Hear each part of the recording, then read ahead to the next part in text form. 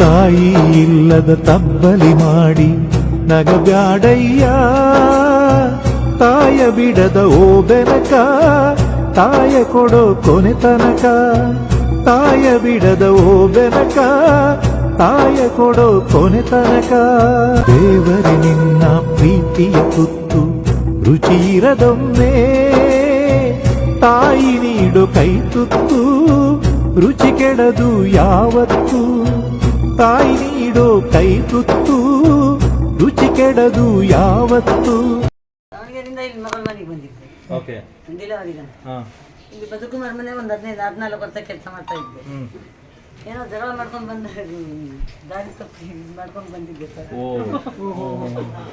ಅನ್ಕೊಂತಿದ್ದೆ. ಮಕ್ಕಳು ಚೆನ್ನಾಗಿ ನೋಡ್ಕೋತಾರಲ್ಲ ನಿಮ್ಮನ್ನ? ಮಕ್ಕಳು ಇದ್ದಾರೆ ಸರ್. ಇಲ್ಲಿ ಒಂದು ಮಗ ಐತೆ, ಒಂದು ಹೆಣ್ಣು ಒಂದು ಗಂಡು.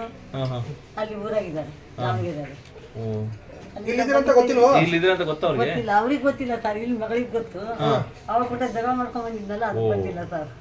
ಅದೇ ಮಗಳು ಕೊಟ್ಟ ಜಗಳ ಮಾಡ್ಕೊಂಡ್ ಬಂದ್ಬಿಟ್ಟಿದ್ರಿ? ಹ್ಞೂ ಸರ್. ಓಕೆ. ಮತ್ತೆ ನೋಡಕ್ ಬಂದಿದ್ರ ಅವರು? ಮತ್ತೆ ನೋಡಕ್ಕೂ ಬಂದಿಲ್ಲ, ನಾನು ಹೋಗು ಇಲ್ಲ, ತಿಳಿಸೂ ಇಲ್ಲ ಸರ್. ಈಗ ಇಲ್ಲಿ ಚೆನ್ನಾಗಿದ್ದೀರಾ? ಚೆನ್ನಾಗಿದ್ದೀನಿ ಸರ್. ತಾಯಿಗಿಂತ ಹೆಚ್ಚಾಗಿ ಪ್ರೀತಿ ಕೊಟ್ಟಿದ್ದಾರೆ. ಹೋಗ್ತೀನಿ ಅಂತ ಹೇಳ್ತೀನಿ ಸಾರಿಗೆ, ನೀವು ಕೇಳಿಲ್ಲ. ದಾವಣಗೆರೆಗೆ ಹೋಗಿ ತಾಯಿ ನೋಡ್ಕೊಂಡು ಬರ್ತೀನಿ ಅಂದ್ರೆ ಅಲ್ಲಿ ಇರಕ್ ಮನ್ಸಿಲ್ಲ. ಇವ್ರು ತಾಯಿಗಿಂತ ಹೆಚ್ಚಾಗಿ ನೋಡ್ಕೊಂತದಾರಲ್ವಾ. ಮತ್ತೆ ಒಂದು 15 ದಿವಸ ಇದ್ದು ವಾಪಸ್ ಬರ್ತೀನಿ. ನಮ್ ಸ್ವಲ್ಪ ಹಣ ಬರೋದೈತಿ.